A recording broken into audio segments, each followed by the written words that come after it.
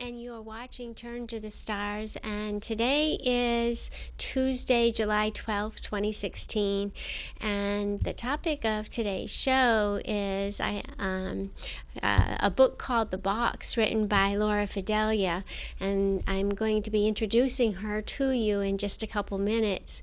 But before I do, I just want to tell everyone in my audience that has supported me over the last 7 years and supported Turn to the Stars and looked forward to seeing the show and the astrology forecast that today will be my last day recording here in Manchester. Moving forward, I'm going to be doing a webcam from my computer once a month. So Turn to the Stars is going through some changes, and so I want to thank you all for all your support here in Manchester and those who watch locally. You've been a great audience, and I appreciate that. So, but I do look forward to continuing to bring the forecast once a month.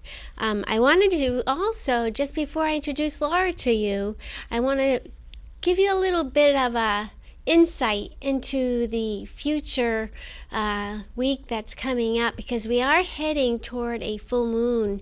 Every night the moon is growing a little bit brighter in light, and toward a full moon that is going to occur at 28 degrees, just about 28 degrees in the constellation of Capricorn, and that is next Tuesday the 19th that occurs.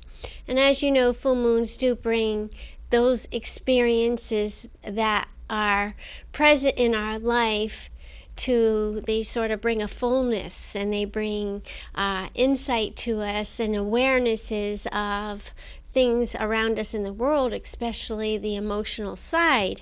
And one of the things that I noted about this chart, that it paints a true picture and kind of sort of tells us to stop.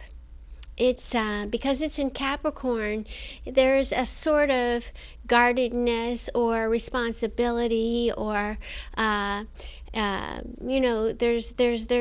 a consideration for where we're at in our lives and how we got there and where we're going. And because Capricorn is ruled by the planet Saturn, which does sort of bring up that responsibility piece of our lives. And so, and because it is opposite the sun in Cancer, it does deepen the emotions, and it sort of brings to light the differences that we have in our lives with others, and reminds us of who we are and where we are, and sort of brings a sense of reality to our insight, and it brings attention to our families and the things that we work so hard to build in our lives, such as being responsible for our choices and our actions in the way of our career and our work. So that's a real strong focus with this full moon, and it raises our awareness really of our differences and our likenesses. And one of the most interesting things that I noted was that it actually forms a square.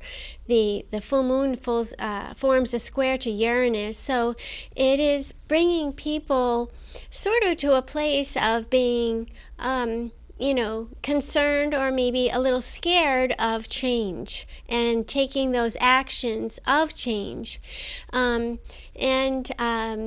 So I would encourage you all that we help each other, and that there's going to be a lot of people that you're going to see joining together to help each other at this time as well. So Uranus is a planet that is kind of brings out some strange or unexpected events that kind of force us to do things. I shouldn't say force, but there's that energy of changes here.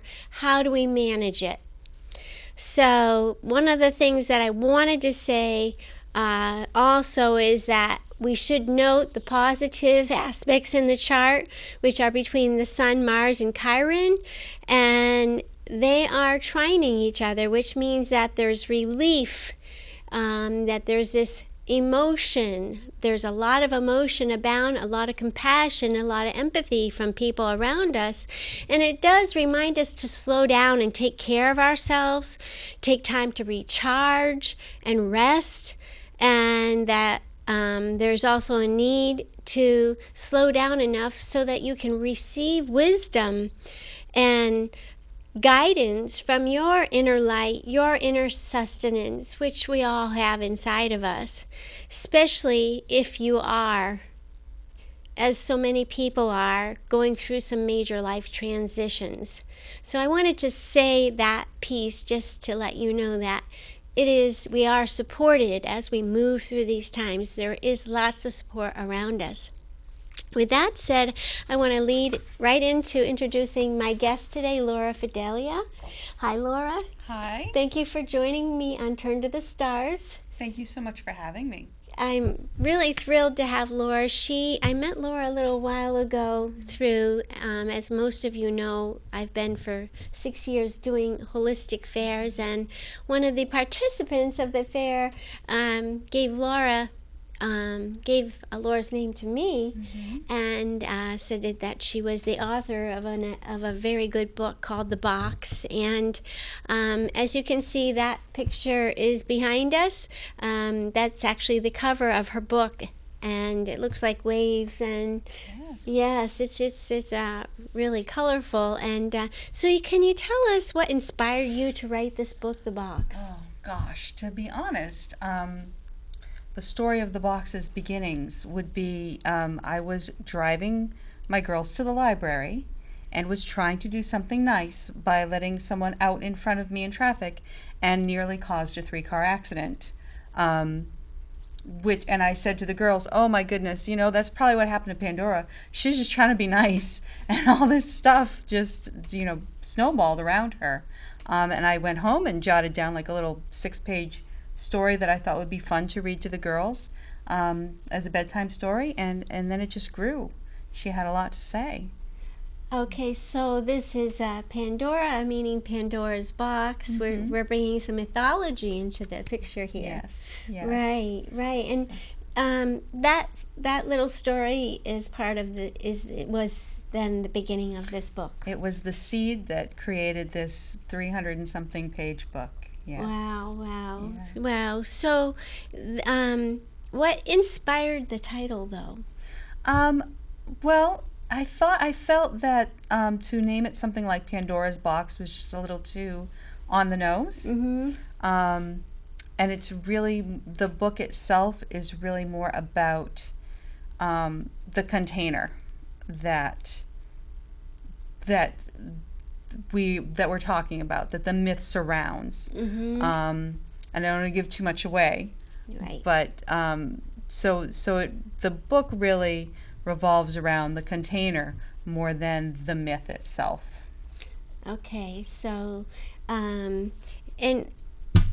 can you just give us a quick synopsis of the book? A synopsis. It's a modern day twist on the Pandora tale. So it's not set in ancient Greece.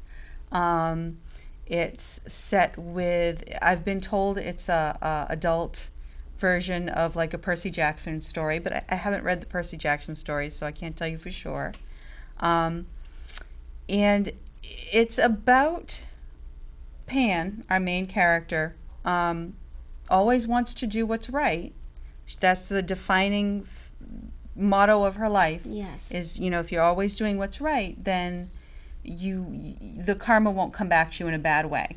And yet things keep kind of exploding and rolling downhill in her life, and she can't figure out why until there's a revelation about who she really is, which would be where the Pandora twist comes in.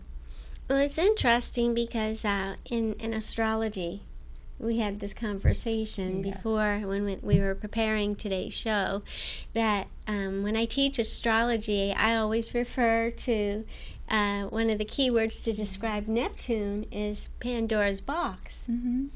And the planet Neptune right now is in Pisces, which is actually showing up,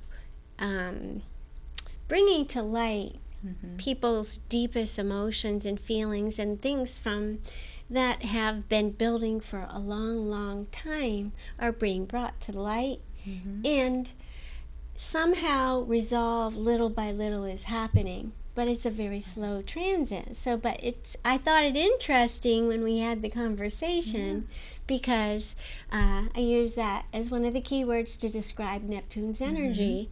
So, you know, from what I've read and what I feel, you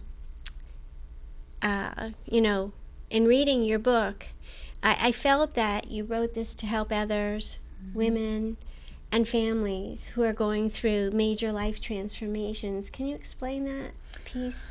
Well, I think as women, especially of our generation, not so much the younger generation, but it's still there. We were kind of raised, whether consciously or unconsciously, to be in charge of, or responsible for, is a better word, of what is going on in our house and the happiness and well-being of the people in it. So the health of our marriages, the health of our family relationships in general. And that's not necessarily a bad thing. But we tend to, as women, take on a little too much responsibility for that at times. And we always take on, well, what can I do? What can I do? What am I doing wrong? What do I need to change? When sometimes it's not us, it's the other person. And there comes a point when compromising becomes enabling. And it's a fine line, and it's different for everybody.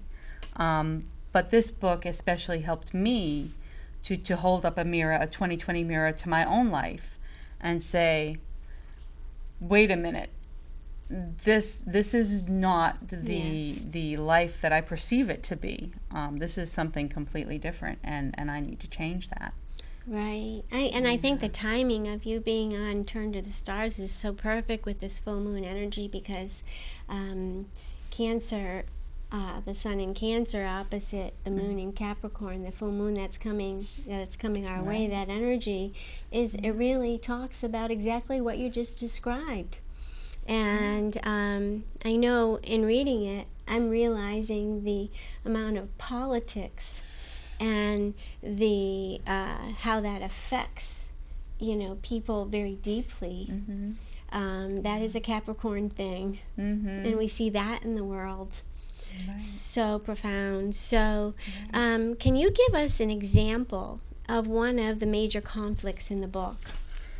Well, the inciting conflict, I'll call it that, revolves a lot, if you haven't guessed already, around Pan and her marriage. And just getting to that point where she's done compromising and she sees it as for what it is. For always being the one to back down, she's been allowing the negative energy to happen to her. And she comes to a point where she puts up the wall and she says, no, I'm done. This is your baloney, not mine. Yeah. And I call it Pan's great leaving speech. The resolve. Yes, where she says, I've given you a lot of things in our marriage. I've given you, my time, my respect, my body, our children, but I'm done with that. Yeah. And you've taken it all, and there's nothing left to give you. And as I said, I call that Pan's great leaving speech. Yeah. No, that is so true for, that type of thing. You can only give as much as you can, and then there has to be boundaries. Right. And that's another part of Neptune's energy, is boundaries, and one that so many of us are learning and have been learning. And some people don't even know what that word means, Well, and again, to kind of backtrack for a second, as women, we are, or have been at least in the past, almost subliminally taught that to address your own needs is selfish. Yes. If you've got to be putting other people's needs first, and that's be submissive. Yeah. Right, and that's what gives you value as a woman. Right. And I think that we are coming out of that Yes. stage in our evolution at this point. Yes, exactly. There's a balancing thing that is happening with humanity between the masculine and the feminine. And as far as Hope's future, what can you divulge? Oh, well, he who controls hope controls everything, don't they? But hope isn't really something that you can control. No. And I think that the person who would try to do that, or the person or the deity who would try to do that, would find themselves at the tail end of a bucking bronco and wouldn't necessarily like where it takes them. Yeah. Yeah. I was just listening to something like that this morning from another astrologer who I like to listen to on YouTube, and she was saying that the more we try to control things that we should not control, the less we have, the less control we have. So are there parallels in your life with the book?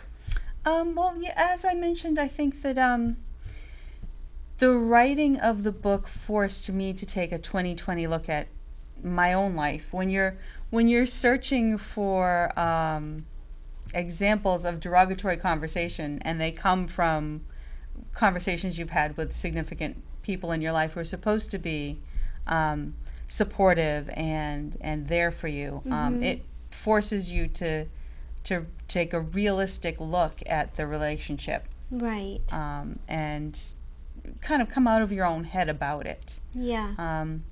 One of my favorite thing that my uncle says to me is, nobody knows what a room looks like until they're in it. So you can only see from your own perspective.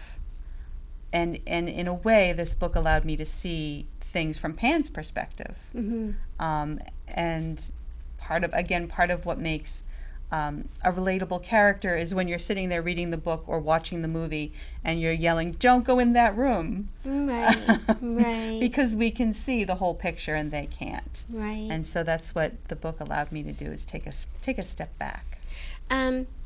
For people that don't know the story of Pandora's Box, could you give us just a little bit of a, for our audience, because not everybody knows that story, I've come to realize. Sure, absolutely.